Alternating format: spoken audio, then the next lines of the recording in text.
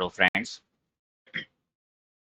आप देखना शुरू कर चुके हैं इस YouTube चैनल का video tutorial series open general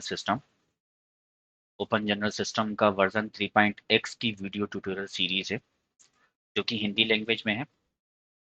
आप इस चैनल को सब्सक्राइब कर लीजिए और बेल आइकन प्रेस कर दीजिए ताकि आपको सभी ओजेएस से रिलेटेड सभी अपडेट्स मिलती रहें।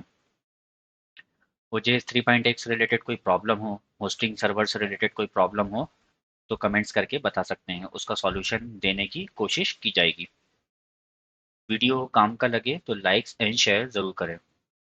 कोई एडवाइस हो तो कमेंट्स करके बता सकते हैं। अभी तक हम वीडियो इसका ओजेएस के अपग्रेडेशन में हमने फर्स्ट ऑफ ऑल देखा था, प्लानिंग देखी थी कि हमको अगर अपग्रेड वर्जन करना है, इसका अपग्रेड वर्जन करना है तो क्या प्लानिंग होगी, क्योंकि आप 53 नंबर वीडियोस में आप देख चुके हैं। जिन्होंने नहीं देखी है वो देख लें। 54 नंबर देख लें जहाँ पर मैंने आपको PHP माइडमेन के थ्रू डेटाबेस का बैकअप बताया है। अभी हम इस वीडियो में देखेंगे कि डेस्कटॉप टूल के थ्रू कैसे हम डेटाबेस का बैकअप बनाते हैं। और मैं इसको फुली रिकमेंडेड करता हूं कि आप किसी भी डेटाबेस का बैकअप बनाने के लिए कोई आप डेस्कटॉप टूल का ही यूज़ करें, क्योंकि अ, जितनी भी वेब एप्लीकेशंस होती हैं लाइक PHP माइडमेन है या कंट्रोल पैनल के थ्रू जो बैकअप होता है वो एक वेब सर्विसेज कॉल होके उसकी स्क्रिप्टिंग होती है, बैकअप बनता है।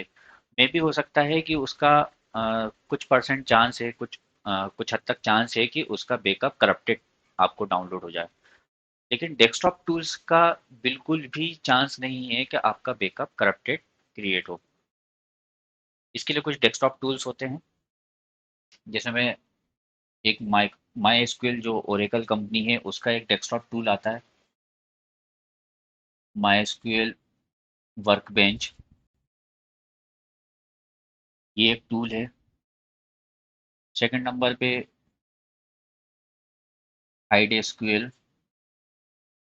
ये एक डेस्कटॉप टूल है, ये मैं आपको फ्रीवेयर बता रहा हूँ।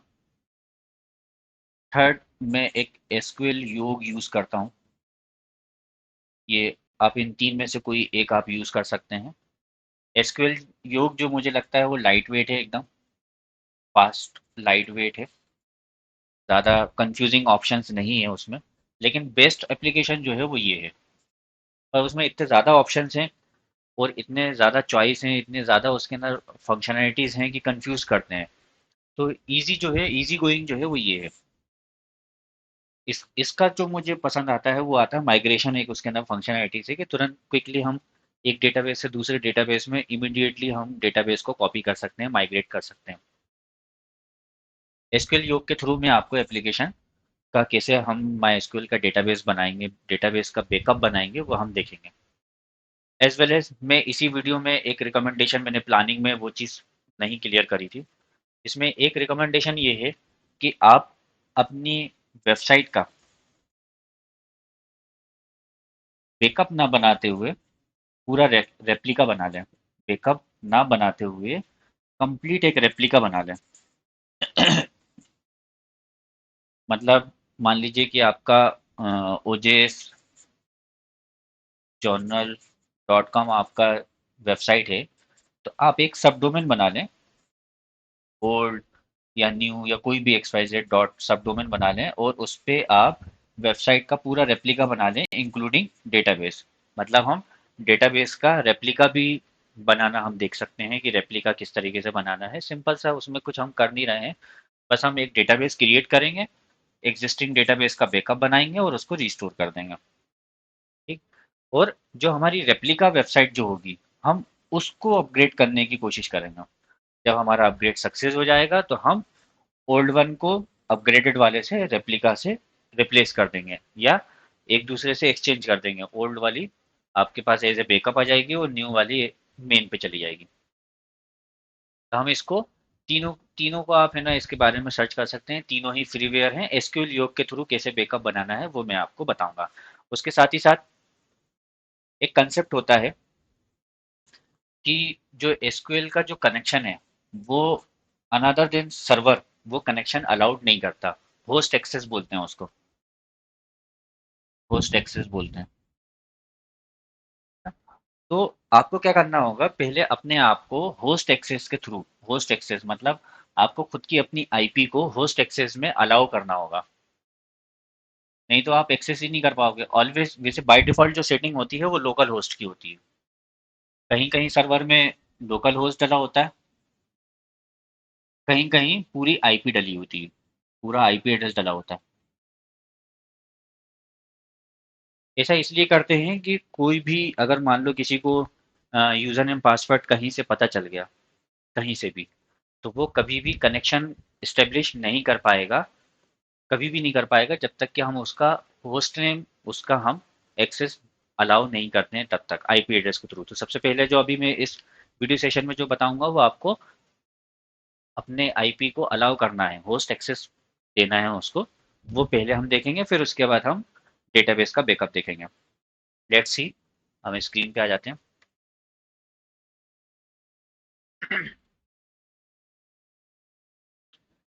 स्क्रीन पे मैंने दोनों एप्लीकेशन ओपन कर दी है, सी पैनल का भी ऑप्शन ओपन कर दिया है।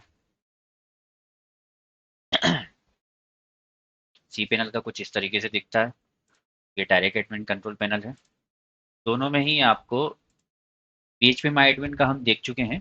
अब हम जो देख रहे हैं टूल के थ्रू, तो सबसे पहले हमें होस्ट अलाउ करना है। इसमें आप देखिए REMOTE, यहाँ पर लिखिए सर्च पे, रिमोट माई एसक्यूएल करके एक ऑप्शन आ जाएगा। और मान लीजिए कि अगर आपको टाइप नहीं करना है तो आपको सीधे डेटाबेस वाले सेगमेंट में लास्ट रिमोट माई एसक्यूएल का एक ऑप्शन दिख जाएगा। मैं न्यू टैब में ओपन कर रहा हूँ, ये सी पैनल का कंसेप्ट है। यहाँ पर आपको आईपी एड्रेस देना है, परसेंट दे देंगे तो वाइल्ड कार्ड हो जाएगा, जबकि ये रिस्की है, ये कभी भी नहीं करना है।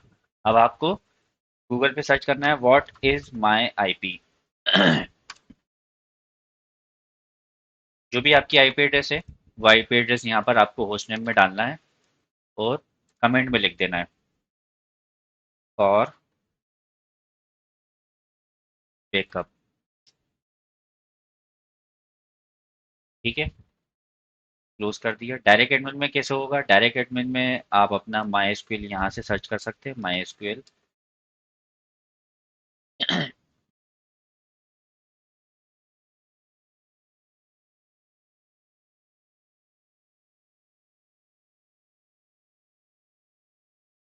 माई एसक्यूएल में अपना डेटाबेस को आप क्लिक करके ओपन करें और एक्सेस होस्ट ऑप्शन आएगा, इसमें अपनी आईपी एड्रेस डालें और ऐड न्यू। देखिए इधर यहाँ पर लोकल होस्ट डला हुआ है, जबकि यहाँ पर क्या डला हुआ है, उस सर्वर की आईपी डला हुआ है। मतलब उन्होंने लोकल होस्ट ना डाल के सर्वर की आईपी डाल के रखा। दोनों कंसेप्ट मैंने आपको बताया था कि कई जगह लोकल होस्ट डला होता है, कई जगह आईपी एड्रेस डला होता है। अगर क्लस्टर्ड सर्वर है तो आईपी एड्रेस डला होगा। ये हमारा आईपी एड्रेस हमने यहाँ पर अलाउ कर दिया है। अब आप है ना डाउनलोड करेंगे। कौन कौन सी एप्लीकेशन बताई मैंने आपको, एक मैंने बताई my SQL, my SQL workbench. एक ये एप्लीकेशन है, फ्रीवेयर है, टोटल फ्री है, इसमें आपको किसी तरह का कोई चार्ज नहीं देना। और माई एसक्यूएल जो ओरेकल कंपनी ने बनाया है ये उसी की एप्लीकेशन है, बट ये बहुत एडवांस लेवल पे है। एडवांस लेवल के यूजर्स के लिए ये बेस्ट वन है, इसको डाउनलोड करें और इंस्टॉल कर लें। दूसरा मैंने आपको बताया है हाइड एसक्यूएल, हाइड एसक्यूएल। ये यहाँ स्पेलिंग मिस्टेक करी थी मैंने, हाइड एसक्यूएल। तब हाइडी एसक्यूएल भी आप डाउनलोड करके इसको यूज़ कर सकते हैं। हम तीसरा जो मैंने आपको बताया है एसक्यूएल योग, टोटली फ्री, फ्री यूटिलिटी है। आप इसको जीआईटी के थ्रू डाउनलोड कर लीजिए या कहीं से भी आप डाउनलोड करके इसको सेटअप कर लें। कम्युनिटी एडिशन एडिशन करना है इसका। ठीक, अब हम क्या करेंगे, आपको अपना एसक्यूएल योग ओपन करना है।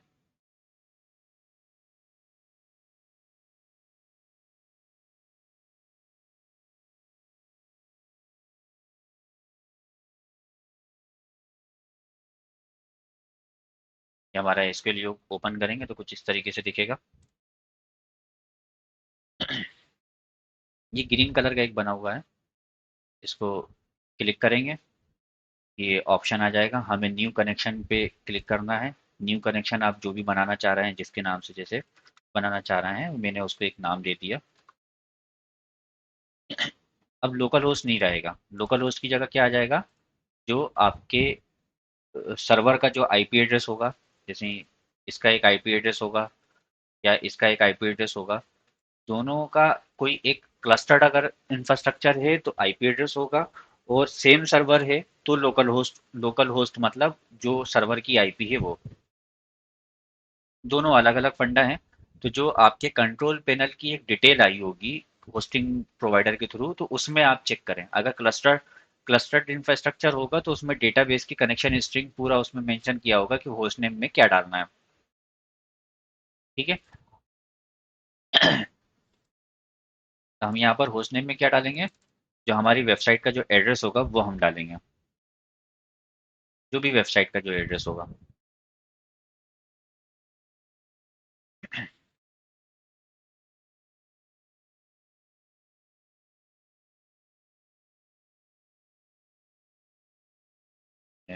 ये रहा मेरा वेबसाइट का एड्रेस, मैंने कॉपी करा। आपके अपने वेबसाइट का एड्रेस डाल देना है या फिर आईपी एड्रेस। यूज़र नेम क्या डालेगा, अब आपको फाइंड आउट करना है कि हमारे डेटाबेस का यूज़र नेम और पासवर्ड क्या था, तो आप अब दो अपना फाइल मैनेजर ओपन करिए। ये मैंने cpanel का फाइल मैनेजर ओपन करा है। अगर आपका cpanel है तो पब्लिक html के अंदर config.inc.php फाइल को आप राइट क्लिक करके व्यू करेंगे तो आपको उसका डेटाबेस का यूज़र नेम पासवर्ड आप देख सकते हैं। ऐसा ही हम डायरेक्ट एडमिन में भी फाइल मैनेजर ओपन करेंगे। हम इस वाली वेबसाइट का कनेक्शन करना चाह रहे हैं, पब्लिक html के अंदर आ गया मैं, config.inc में एडिट इन न्यू टैब, डेटाबेस कनेक्शन में आ जाऊंगा। ये रहा डेटाबेस सेटिंग, ये रहा मेरा यूज़र नेम, और डेटाबेस नेम भी यही है, जो यूज़र नेम है वही डेटाबेस नेम है, कई जगह अलग अलग होता है। मुझे ये पासवर्ड दिख गया, पासवर्ड कॉपी करा। पोर्ट नंबर डिफ़ॉल्ट जो है वही रहेगा, अगर कई लोग अपने सर्वर का पोर्ट नंबर चेंज कर लेते हैं, अगर चेंज है तो आपको चेंज डालना पड़ेगा। कनेक्ट बटन पे आप क्लिक कर दीजिए। Do you have change your connection detail, do you want to save changes, yes. मैंने अपनी कनेक्शन सेटिंग जो है सेव कर ली। अगली बार मुझे वो पूरी डिटेल डालनी पड़ेगी ना पड़ेगी, नहीं पड़ेगी, वो तो सीधे के सीधे कनेक्ट हो जाएगा। ये मेरा पूरा डेटाबेस कंप्लीट कनेक्ट हो गया, ये टेबल्स दिख रही हैं। ये पूरी टेबल्स हैं। जैसा कि ओजेस के डेटाबेस का स्ट्रक्चर कुछ इस तरीके से है कि उसमें सिर्फ टेबल्स हैं, स्टोर प्रोसीजर्स नहीं है, फंक्शंस नहीं है, उसके अंदर व्यूज नहीं है, ट्रिगर्स नहीं है, इवेंट्स भी नहीं है, जस्ट टेबल्स होती हैं उसके डेटाबेस में। तो ये इसलिए बताने का रीज़न है कि जब हम इसका बैकअप बनाएंगे तो हम उसमें जस्ट टेबल का ही ऑप्शन या पूरा ऑप्शन भी सेलेक्ट कर लेंगे, उससे कोई फ़र्क नहीं पड़ेगा। क्या किया मैंने, इस पे डेटाबेस नेम के ऊपर राइट क्लिक करा, बैकअप एंड एक्सपोर्ट पे backup database as SQL dump मैंने क्लिक करा। ये ऑप्शन सामने आ जाएगा, यहाँ पर मैं डिसेलेक्ट कर सकता हूँ, उससे कोई फ़र्क पड़ेगा नहीं। मेरी फ़ाइल कहाँ सेव हो रही है, मैंने फ़ाइल की लोकेशन दे दी जहाँ सेव करनी है। स्ट्रक्चर एंड डेटा ये सेलेक्ट करना है, मतलब आपको क्रिएट टेबल भी चाहिए, और क्योंकि हम जब भी अगर इसका रिस्टोर करेंगे या बैकअप रिस्टोर करेंगे तो हम पहले डेटाबेस को ब्लैंक करेंगे, ब्लैंक मतलब एग्जिस्टिंग को डिलीट कर देंगे, न्यू क्रिएट करेंगे, फिर उसके बाद रिस्टोर करेंगे। तो हमें स्ट्रक्चर एंड डेटा लेना है। और जो प्री डिफ़ॉल्ट जो भी ऑप्शन सेलेक्टेड है वो सही है, उसमें कुछ भी नहीं करना है, और एक्सपोर्ट बटन क्लिक कर देना है।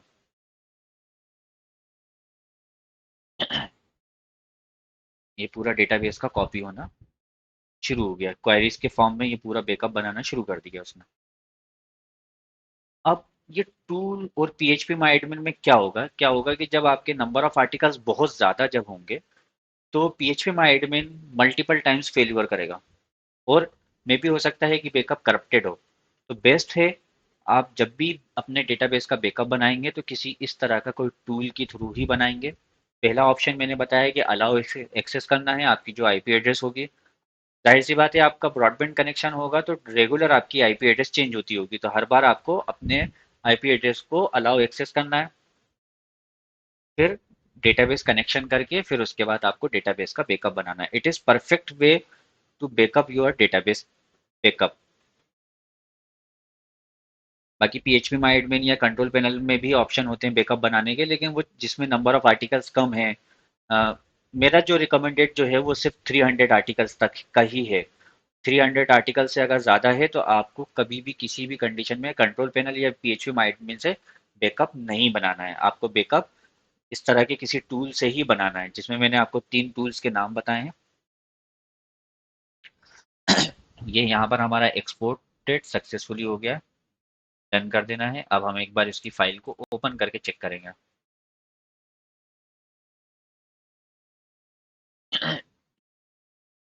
उस फाइल को मैंने नोटपैड में ओपन किया। अंदर आपको ये पूरी क्वायरीज मिल जाएंगी। Data and structure, data and structure, data and structure. ठीक। तो ये एक डेटाबेस बनाने का एक परफेक्ट वे है। अब हमारा बैकअप बन चुका तो हम इसको क्लोज कर देंगे। कंटिन्यू। हम इसको भी क्लोज कर देते हैं। एज वेल एज हमने क्या किया था, रिमोट एक्सेस हमने अलाउ किया था। तो सी पैनल में अब आपके जो रिमोट एक्सेस है उसको हमें रिमूव कर देना है। ठीक है। ये मैंने सी पैनल में रिमूव कर दिया। इसमें डायरेक्ट एडमिन में माई एसक्यूएल ऑप्शन में जाना है। डेटाबेस ओपन करना है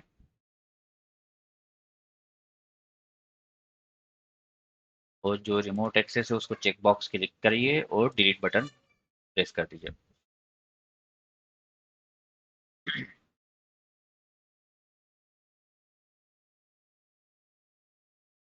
अब मान लीजिए कि आपका आपके जो होस्टिंग प्रोवाइडर है अगर उसने वाइल्ड कार्ड डाल के रखा हुआ है कि बगैर एक्सेस अलाउ करे ये ऑप्शन आपको दिख ही नहीं रहा है, तो इट इज़ वेरी डेंजरस। ऐसा नहीं होना चाहिए। ये ऑप्शन नहीं होना चाहिए। यहाँ पर हमारा बैकअप एक डेस्कटॉप टूल्स के थ्रू हमारा बैकअप कंप्लीट हो जाता है। अगली वीडियोस में हम फाइल्स का पूरा सिस्टम देखेंगे, फाइल्स को कैसे करना है। फाइल्स का भी दो तरीके से हमें करना है। एक तरीका होगा थ्रू फाइल मैनेजर जो कंट्रोल पैनल के अंदर ऑप्शन होता है, और दूसरा तरीका जो होगा एफटीपी। उसमें भी एफटीपी वाला रिकमेंडेड है, क्योंकि नंबर ऑफ आर्टिकल्स चाहे कितना ही बड़ा हो कितना भी छोटा हो उससे कोई मतलब नहीं है, पूरा कंप्लीट प्रॉपर बैकअप बनता है। इस वीडियो में किसी तरह का कोई रिकमेंडेशन हो, कोई तरह किसी तरह का कोई आपके सजेशंस हो तो आप मुझे कमेंट्स करके बता सकते हैं। इस वीडियो में बस इतना ही। Thank you.